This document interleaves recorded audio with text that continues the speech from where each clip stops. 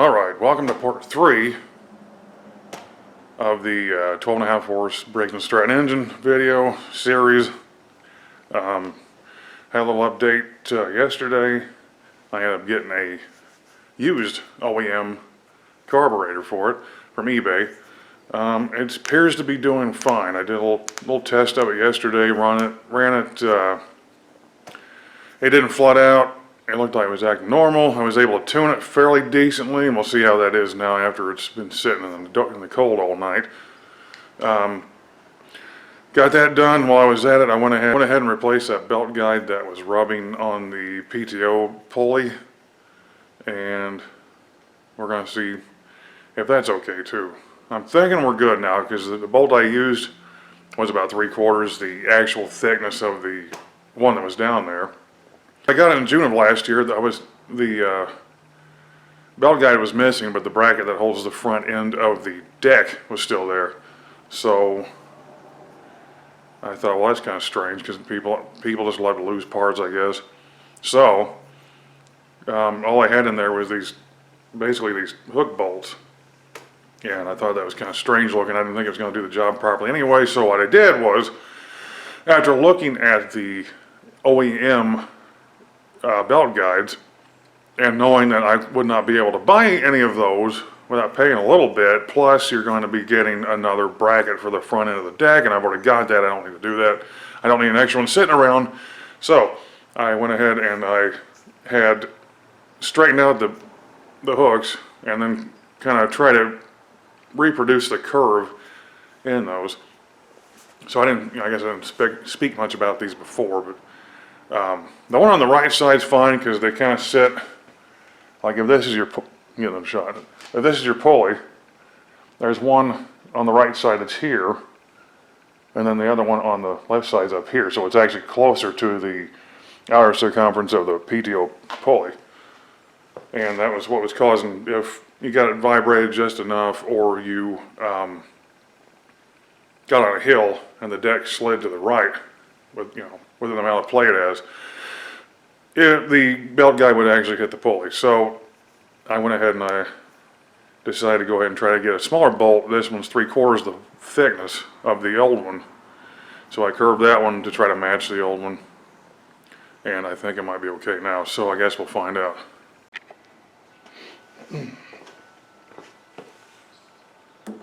Fuel on.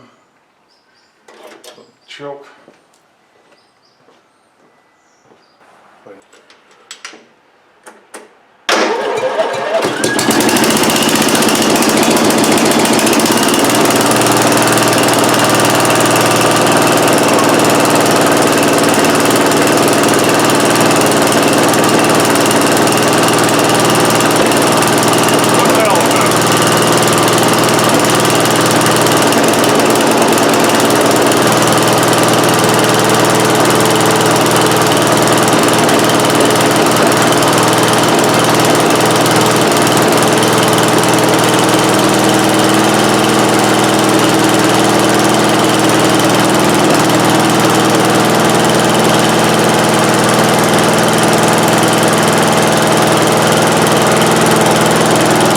Smoking that bad yesterday. I don't know what that was all about. Looks like it cleared up though.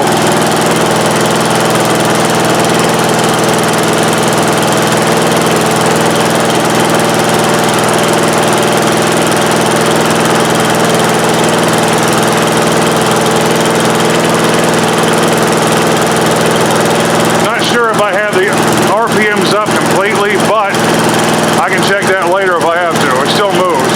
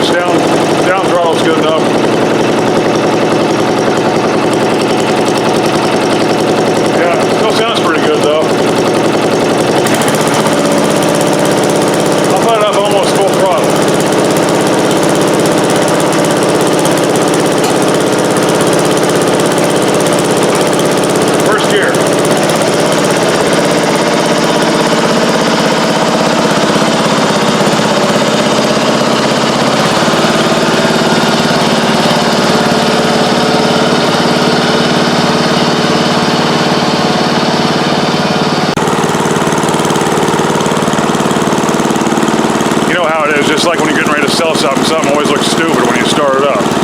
But every other time it works fine.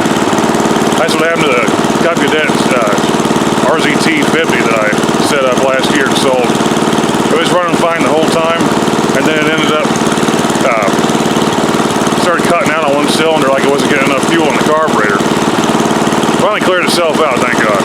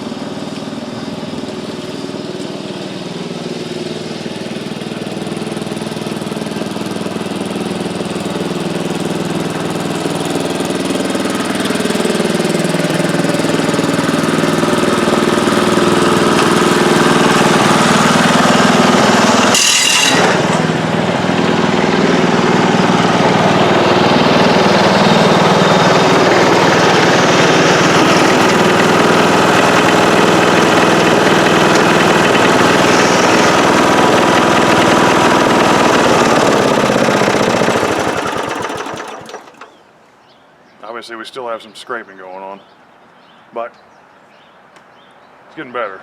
Just a little more tweaks here and there.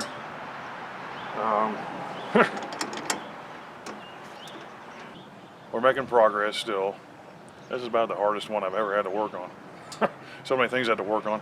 It's going on 33 years old this year, 1991, so we'll try it.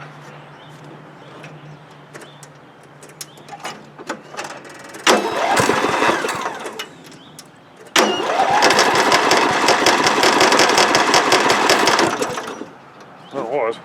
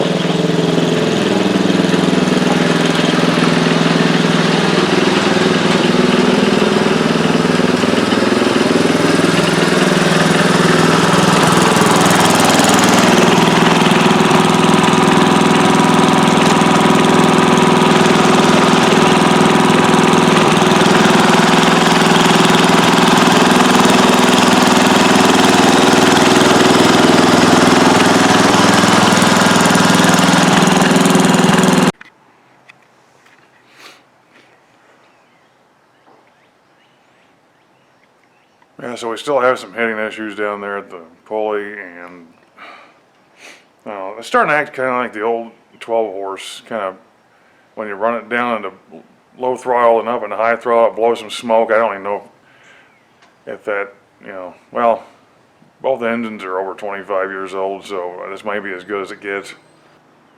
It has a kind of a rattle to it.